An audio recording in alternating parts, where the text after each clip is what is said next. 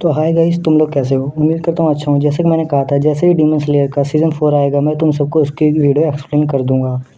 तो demon slayer का season 4 आ चुका है, तो फिर मैं वीडियो को एक्सप्लेन कर देता हूँ। तो इस एनिमे की स्टार्टिंग में हमें एक बहुत पुराने कैसल को दिखाया जाता है, जो कि जंगल के बिल्कुल बीचों बीच था। जंगल में बीच में होने के कारण ये जगह बिल्कुल भी सुनसान थी और यहाँ पर कोई भी आता जाता नहीं था। इसीलिए आसपास के डीमंस ने इसे अपना अड्डा बना लिया था और वहाँ के जितने भी लोग रहते थे उन सबको किडनैप करके यहाँ ले आते थे। इन सबसे निपटने के लिए विंड हसीना सानेमी और सर्वेंट हसीना ओबेनाई को बुलाया जाता है। उसके बाद हमें दिखाया जाता है कि इनके साथ दो और डीमन स्लेयर होते हैं जो कि लोअर रैंक के थे। तभी ओबेनाई बोलने लगता है कि हमें आए हुए अभी ज़्यादा देर नहीं हुई है, हमें जल्दी जल्दी जाना चाहिए। उसके बाद वो दोनों वहाँ से दौड़ के भागने लगते हैं और कहते हैं कि जल्दी करो, हमें उनका पीछा करना है। उसके बाद हमें एक डीमन को दिखाया जाता है जो कि एक लेडी को किडनैप कर रहा होता है। उसे देखने के बाद ओबेनाई बोलने लगता है कि चुपचाप उसे हमारे हवाले कर दो, लेकिन वो डीमन उनकी एक भी नहीं सुनता और कैसल के अंदर भाग के आ जाता है। उसके बाद हमें दिखाया जाता है कि ओबेनाई और वो लोग भी कैसल के अंदर आ चुके थे। तभी हमें छत के ऊपर एक डीमन को दिखाया जाता है जो कि उन्हें घूर कर देख रहा होता है। उसी टाइम पे वो डीमन उनके ऊपर अटैक कर देता है और वो उस लोअर रैंक के डीमन स्लेयर के ऊपर अटैक करता है, लेकिन वो अटैक कर पाता उससे पहले बीच में ओबेनाई आ जाता है और उसके हाथ और सर को काट के अलग कर देता है।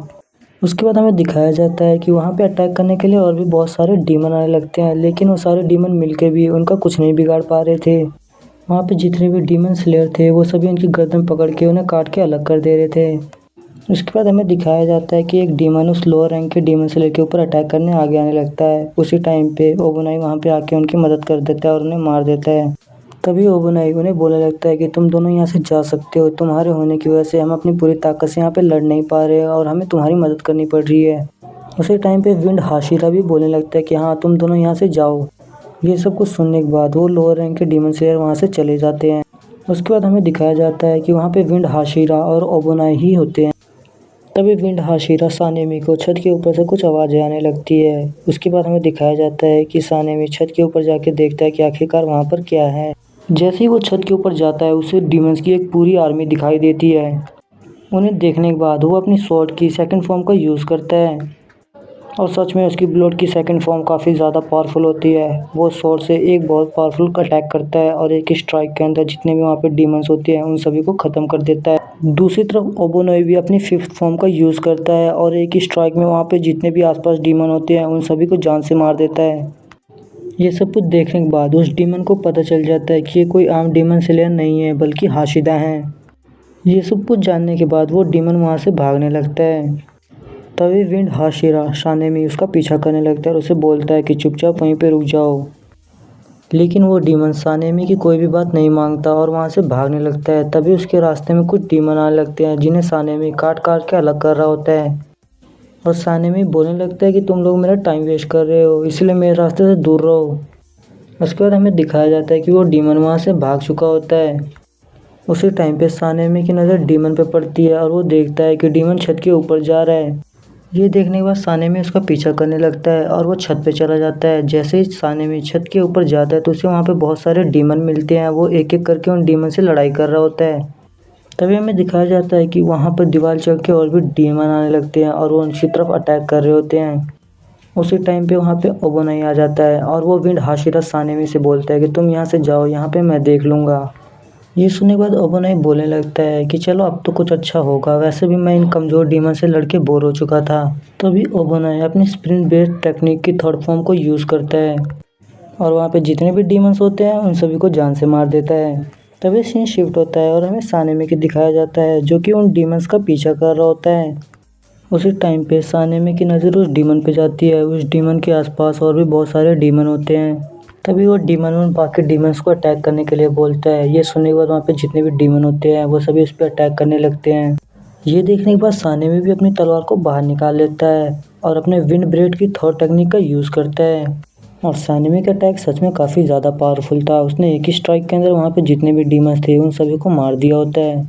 और फिर हमें दिखाया जाता है कि सानेमी उन डीमंस के खून से नहा रखा होता है। तभी वो डीमन बोलने लगता है कि तुम इस लड़की को यहाँ पे बचाने के लिए आए थे ना, पर ऐसा नहीं हो पाएगा, मैं इसे यहाँ से उठा के फेंक दूंगा। ये बोलने पर वो डीमन उस लड़की को उठाकर फेंक देता है, लेकिन तभी बीच में ओबेनाई आ जाता है और उस लड़की को गिरने से बचा लेता है। तभी सानेमी उस डीमन का पीछा करने लगता है और उस डीमन को बोलता है कि वहीं पे रुक जाओ, लेकिन वो डीमन कोई बात नहीं मानता और छत से कूद जाता है। ये देखने के बाद सानेमी और ओबोनाई भी छत से कूद जाते हैं। जैसे ही वो दोनों छत से कूदते हैं, वो दोनों ही एक बिल्कुल अलग जगह पहुंच जाते हैं जहाँ पे टावर वगैरह बहुत सारे थे। असल में कोई और जगह नहीं बल्कि इन्फिनिटी टावर होता है। दोनों ही हाशिरा को बिल्कुल भी नहीं समझ आ रहा था कि आखिरकार वो कहाँ पे है और यहाँ पर उन्हें बहुत सारे डीमन दिखाई दे रहे थे। तभी उन दोनों हाशिरा की नज़र उस डीमन पे जाती है जो कि यहाँ पे आ चुका था।